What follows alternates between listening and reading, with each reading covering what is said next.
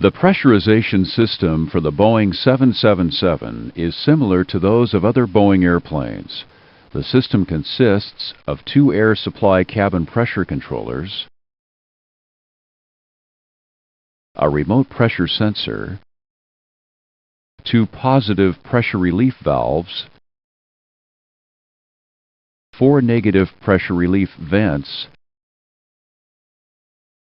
and a forward and aft outflow valve.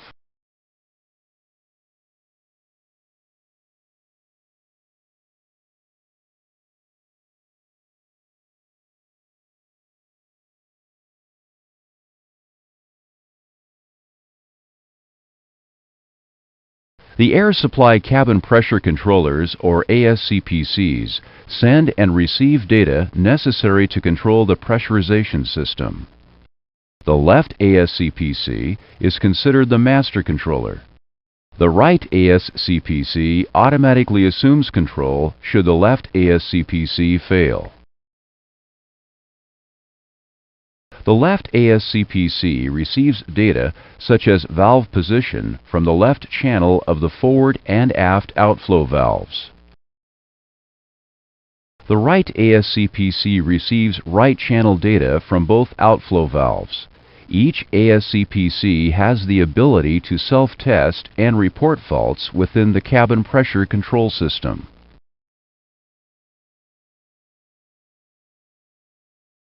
Cabin pressure data is sent to AIMS from sensors in the ASCPCs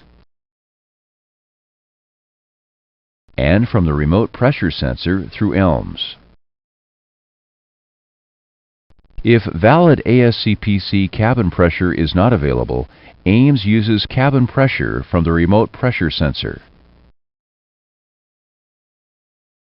Data to and from the pressurization panel is provided from the 629 bus. The outflow valves can be manually operated from the pressurization panel.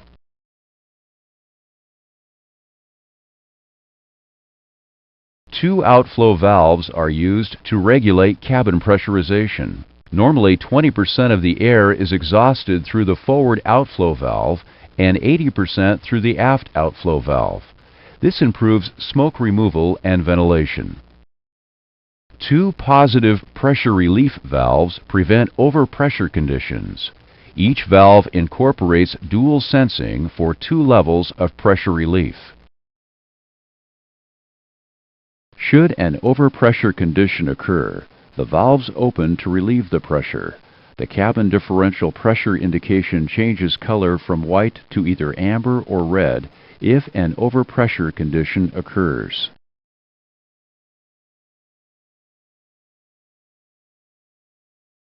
There are four negative pressure relief vents, two on each side of the forward fuselage.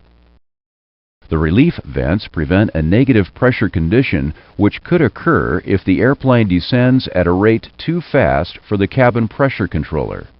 There is no crew alerting for this condition. Controls for the pressurization system are located on the overhead panel.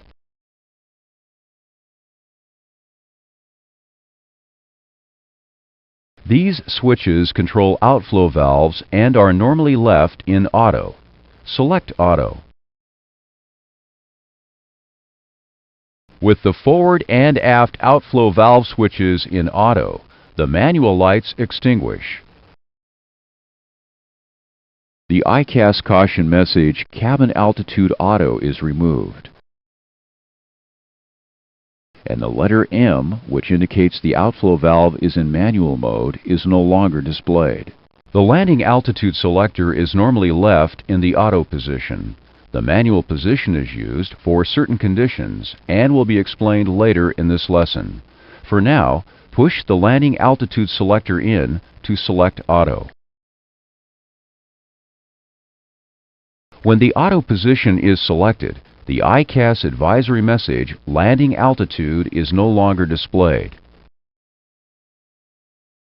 And MAN, which indicates that the landing altitude selector is in manual mode, is replaced with auto. The pressurization system has several different modes of operation. Let's look at a typical flight profile as we discuss the various pressurization modes.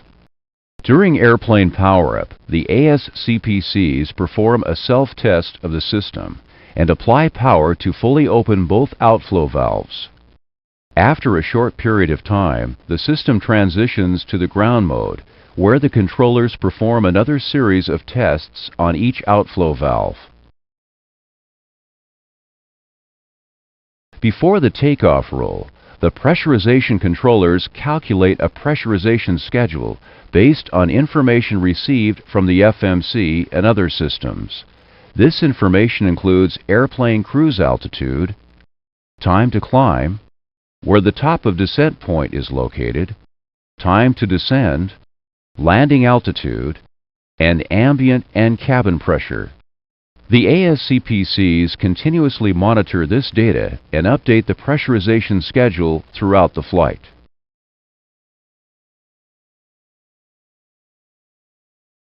During the takeoff roll, the controller starts the pressurization process. The outflow valves begin to close.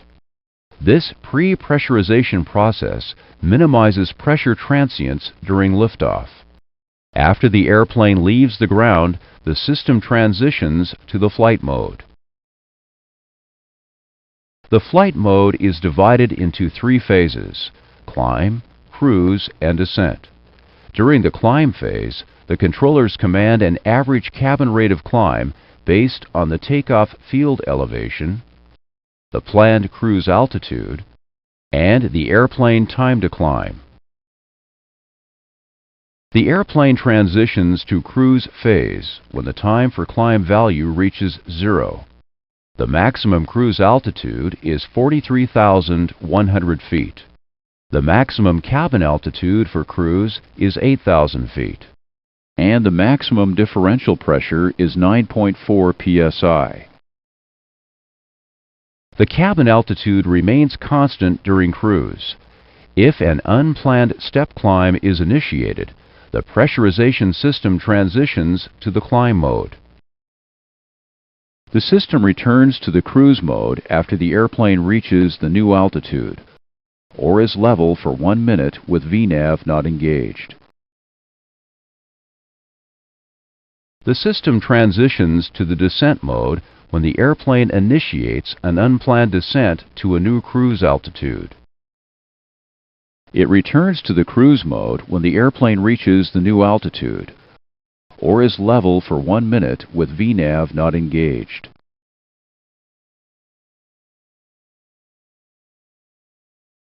For a typical descent to an airport with a landing field elevation lower than the cabin cruise altitude, cabin descent begins at the FMC top of descent point. To calculate the descent profile, the ASCPCs consider landing field elevation, time to descend, and barometric corrections. The target descent altitude for the cabin is set at 190 feet below airport field elevation. This design is for structural reasons and ensures that the airplane lands somewhat pressurized. At touchdown, the ASCPCs open the outflow valves slowly at first and then at a greater rate until the airplane is fully depressurized. After the outflow valves are fully open, the system transitions to the ground mode. Now let's go back and take a look at conditions which change the normal pressurization schedule. The ASCPCs account for planned holds and level-offs when calculating the normal pressurization schedule. If a hold or level-off is included in the VNAV profile, the cabin continues to climb during the hold or level-off. For unplanned holds or level-offs, or any time VNAV is disengaged, the ASCPCs revert to an internal pressurization schedule for control. If the airplane levels off and remains at a constant ambient pressure, the cabin altitude levels off and remains at a constant altitude. When VNAV is re-engaged, the ASCPCs return to the normal pressurization schedule. If the takeoff field elevation is higher than 8,000 feet, the cabin descends to the target altitude while the airplane is climbing. The cabin rate of descent is limited to 300 feet per minute unless the maximum pressure differential is in danger of excess.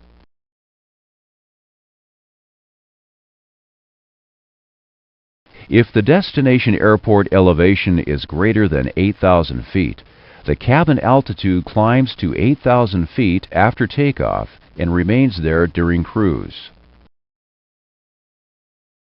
The ASCPCs calculate where the cabin altitude should start climbing to the destination airport elevation. The point is normally at the FMC top of descent point. The landing altitude used by the ASCPCs depends upon the distance of the airplane from the departure airport. If the distance from the departure airport is less than 400 miles, or less than halfway along the route, the ASCPCs use the departure airport's landing altitude to the nearest 100 feet. During a return to the departure airport, crew action is not required when dealing with the pressurization system. After the airplane passes the halfway point or travels more than 400 miles, the landing altitude changes to the destination airport's elevation to the nearest 100 feet.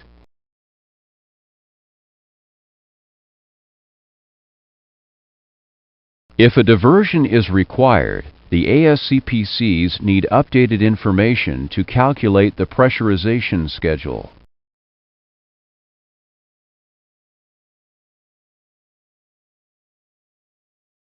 You may enter the new destination airport into the FMC, or you may manually select the landing altitude, as you will see in a moment.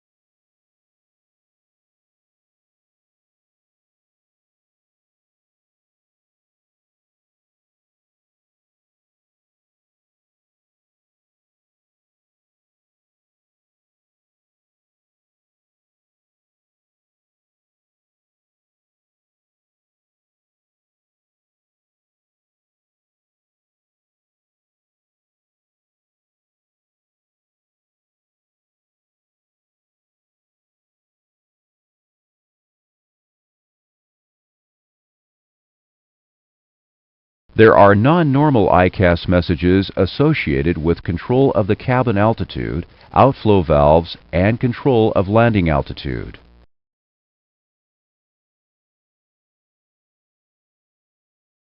If the cabin altitude climbs above 8,500 feet, the pressurization information displays on ICAS and the cabin altitude display turns amber.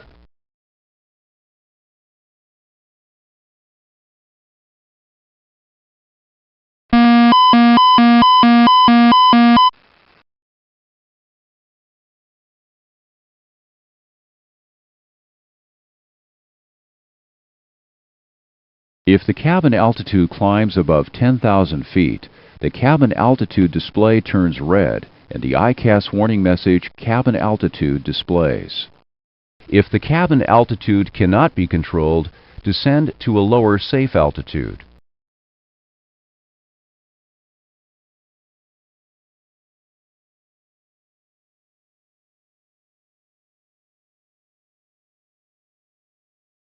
The ICAS advisory message, outflow valve aft or outflow valve forward displays when automatic control of the outflow valve has failed or the respective outflow valve switch is in manual.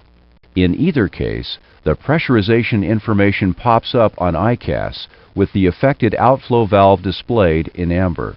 The affected outflow valve can be controlled manually by selecting Manual on the outflow valve switch. Select Manual. When the outflow valve is in manual, MAN appears in the outflow valve switch. The outflow valve changes color back to white and the letter M appears on the outflow valve indication. The outflow valve can now be opened or closed by toggling the respective outflow valve manual switch. Close the aft outflow valve.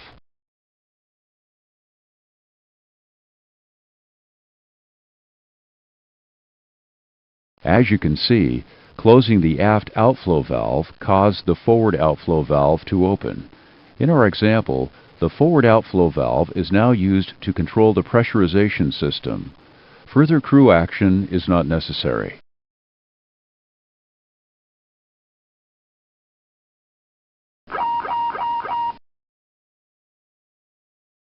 The ICAS caution message Cabin Altitude Auto displays when automatic control of both outflow valves fails.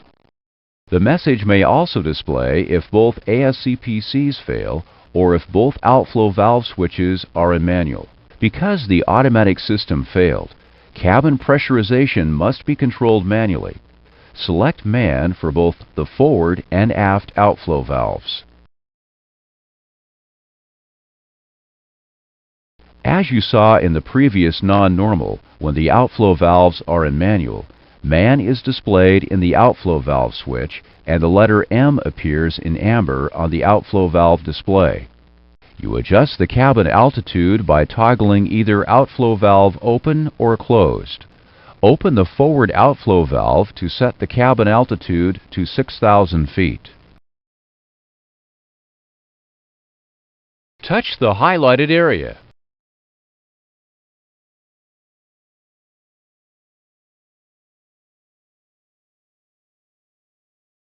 As the cabin altitude approaches the target altitude, the outflow valve is closed a small amount to maintain a constant cabin altitude.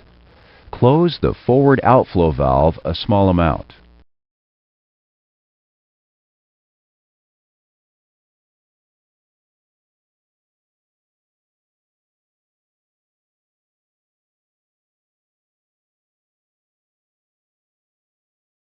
The ICAS advisory message, Landing Altitude, displays if the landing altitude information from the FMC is not available, or if the landing altitude selector is in manual.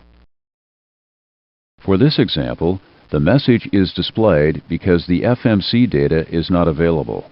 When the message displays, the pressurization information pops up with the landing altitude value and auto-blanked. Pressure reference now comes from the captain's altimeter. Pull the landing altitude selector to manually control the landing altitude. When the landing altitude selector is in manual, 0 feet is the landing altitude value and Man appears in amber.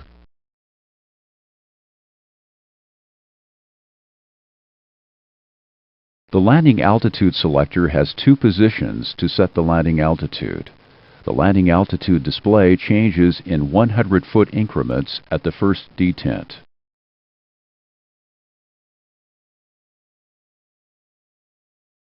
The second detent increases or decreases the landing altitude in 500-foot increments.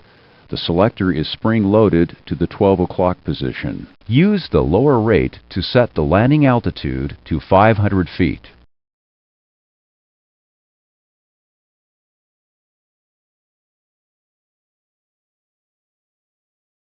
Now use the higher rate to set the landing altitude to 5,500 feet.